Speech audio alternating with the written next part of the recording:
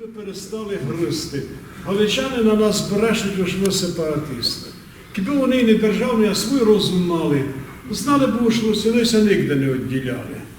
Більше за 1000 років були ми чужими, і радость ми у 44-му дійшли до України. Бо хоч ми не українці, ми автохтонні русини, та усе ми руської землі вірні дочері і сини. Ми се обстали на оптимічні і змірної ери, усяку власть чистуємо не ми, революціонери.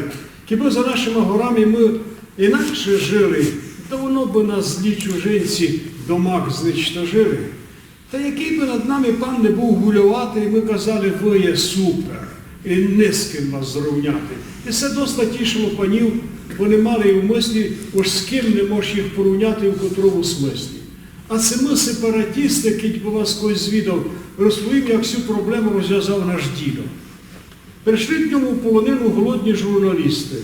Маєте про сепаратизм нам всю правду повісти. Не піруйтеся так, хлопці, запогарися і мій. Сиру, бурду, файну бринзу, паленчину закусіть. Доста, діду, куз, доїти, пасти, людські вовці. Хоч ви захотіли відділити вже преференціюшці. Потім вони кажуть, турницю, кладіть свій бесіді конець. Ференціюшка і мадяри були нам майже як отець. А в тому його чеху встиглися зажити, а й будь де вас скортіло геть це відділити. Та чехися за нас старали, так герудна мама. Правда, десь нас прозивали руськими волами.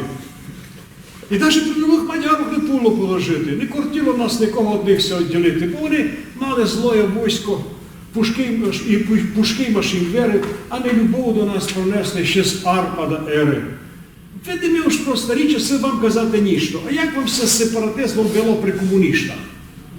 Представляю, не можна було десь сепарувати, гетатари за Уралом до десь обстати. А в нас найкраща у світі земля, ліси зелені на горі. Через то той при комуністах нам жилося доста добрі.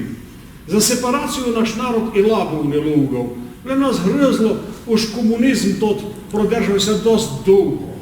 Та при цьому проти власти у нас не гавкнув навіть пес. Казали ми, да жиє Сталін, а пак хвала КПСС. Бо ніхто з нас не пілувався у прокляті гулаги, ліпше платились ми мовчки цурові на драги. Повічте ми правду, діду, так і своєму сину. Чом не кедва для вас жити з нашою Україною? Бо галичани й далі будуть зло на вас брехати, ось видите навіть в снові, як ся відділяти.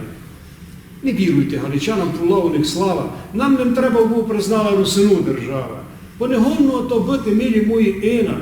Русину признали власну в 23 країнах. Славний наш народ, смиренний, до чесної роботи звик. Культуру має несравненну, прадавний русинський язик. Красна земля і українця, і українська. Серцю й оку мила. Єдно треба, бо руснаків Україна любила. Тоді буде на Україні супер, як казав Шовгор. Пойме аж нам добрі, і навіть буде довго.